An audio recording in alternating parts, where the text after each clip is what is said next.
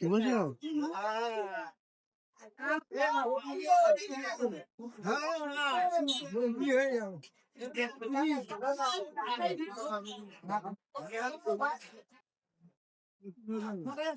পাট শাকটা দেখলাম ব্যাগ ভর্তি হয়ে গেছে।